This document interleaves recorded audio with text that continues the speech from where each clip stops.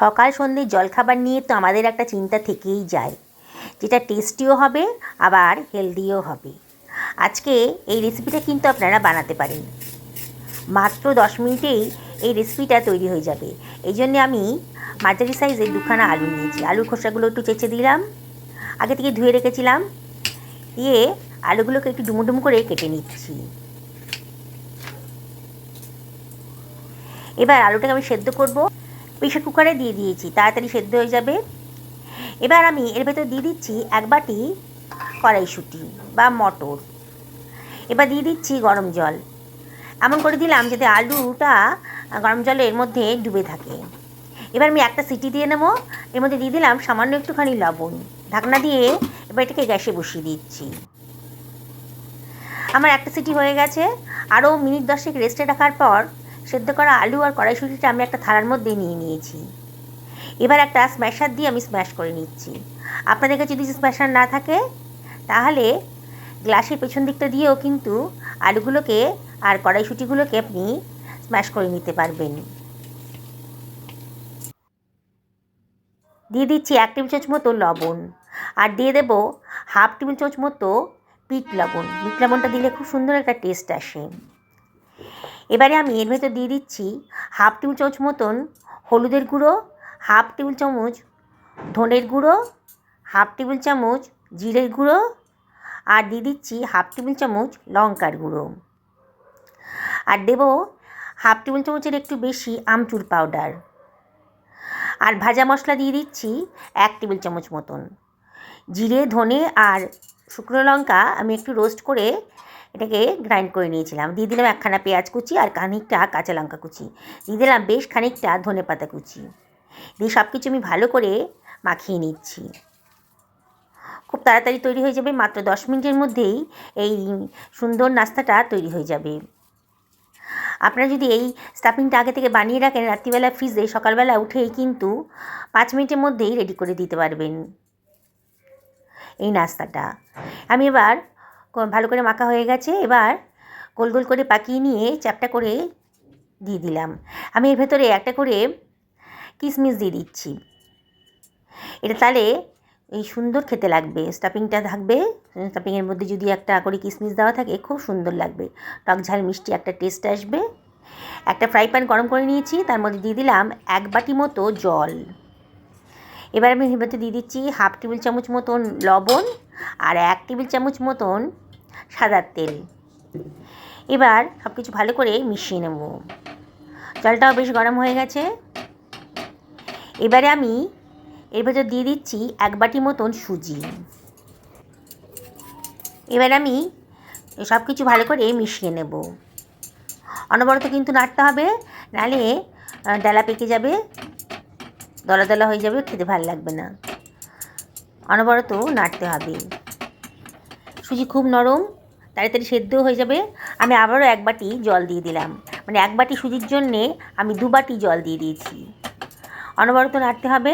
দেখুন আমার কিন্তু সুজিটা বেশ জমে গেছে, একটা ডো মতো হয়ে যাচ্ছে, আর প্যান থেকে কিন্তু বেশ ছেড়েও এসেছে। এবার আমি গ্যাসের ফ্লেমটা অফ করে দিয়েছি, একটা পাত্রের মধ্যে নিয়ে নিয়েছি।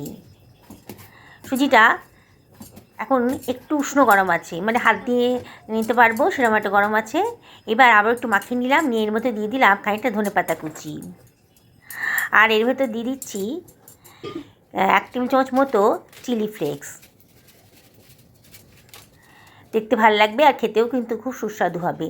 আর দিয়ে দেবো 1 টেবিল চামচ মতো সাদা তেল, দিয়ে আবারও সব কিছু ভালো করে মাখিয়ে নিচ্ছি। আমরা যখন আটা মাখি সেরকম করেই ভালো করে মাখিয়ে নেব।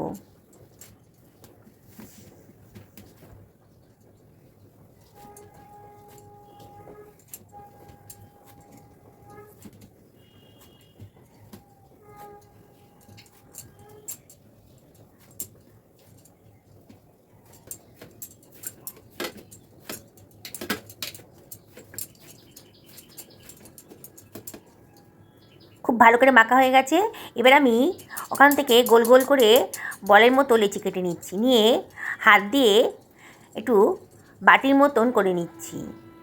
এবারে এর ভেতর দিয়ে দিচ্ছি তৈরি করে রাখা আলুর পুরটা, দিয়ে মুখটা সিল করে নিচ্ছি। ভালো করে মুখটা সিল করে নিয়ে আবারও চ্যাপটা চ্যাপটা করে পুরির মতো বানিয়ে নিচ্ছি। দেখুন এইভাবে বানিয়ে নিলাম, দেখতে কত সুন্দর লাগছে। এইভাবে আমি সবগুলোকেই বানিয়ে নেব। এটা খুব তাড়াতাড়ি হয়ে যায়। সকালে যদি আপনাকে খুব তাড়াতাড়ি জলখাবার বানাতে হয়, তাহলে এটা কিন্তু রাত্রিবেলা যদি ফ্রিজে করে রাখেন, সকালে কিন্তু ভেজেই আপনি সার্ভ করে দিতে পারবেন। আর খেতে কিন্তু সত্যি অসাধারণ, আর খুব হেলদিও। সুজিটাও খুব হেলদি, স্বাস্থ্যের পক্ষে। বাচ্চারা আর বড়রা সবাই খুব পছন্দ করবে। দেখছেন তো বানানোটা কতটা সোজা। এইভাবে আমি সমস্ত নাস্তাগুলো বানিয়ে নিলাম। আমার এক বাটি সুজিতে এই কটা নাস্তা তৈরি হয়েছে। 10টা মতন হয়েছে। একটা ফ্রাই প্যান গরম করে নিয়েছি, নিয়ে এর ভেতর দিয়ে দিচ্ছি 2 টেবিল চামচ মতো সাদা তেল। তেলটা একটু গরম করতে দেব। তেলটা বেশ গরম হয়ে গেছে যখন, তখন আমি এই নাস্তাগুলো দিয়ে দিচ্ছি। একসঙ্গে বেশি দেব না। আমার ফ্রাই প্যানটা যেরকম সাইজের, আমি 3খানা নাস্তাই দিচ্ছি। ফ্লেমটা কিন্তু হাইতেই রাখতে হবে। লোতে রাখলে পরে সুজির ভেতরে, নাস্তাটার ভেতরে তেল ঢুকে যাবে।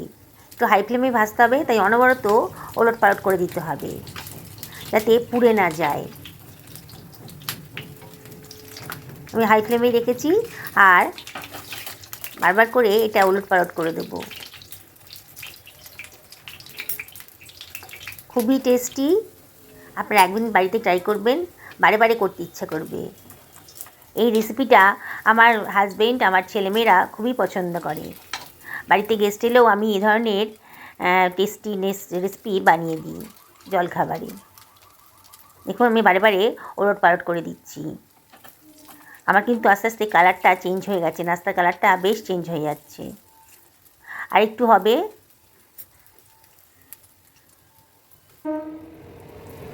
দেখুন এবার কিন্তু বেশ সুন্দর একটা কালার এসে গেছে।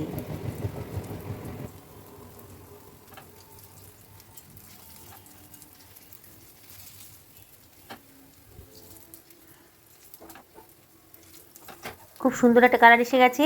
এবার আমার হয়ে গেছে। এবার আমি তেলটা যত সম্ভব ঝরিয়ে নিয়ে এটাকে আমি একটা ছাঁকনির উপর দিয়ে দিচ্ছি। তেলটাকে একটু ঝরিয়ে নিতে হবে। এইভাবে বাকি নাস্তাগুলো আমি ভেজে নেব।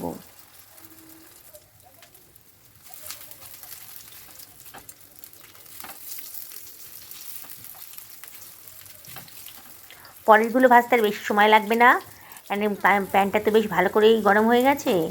দেখুন কত সুন্দরভাবে পরের নাস্তাগুলো রেডি হয়ে যাচ্ছে, ঝটপট হয়ে যায়।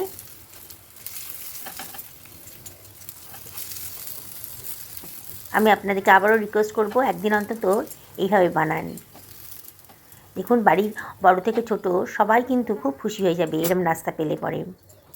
আবারও তেলটাকে জড়িয়ে নিয়ে আমি একটা পাত্রের মধ্যে তুলে রাখছি। বাকি নাস্তাগুলো আমি ভাজতে দিয়ে দিচ্ছি।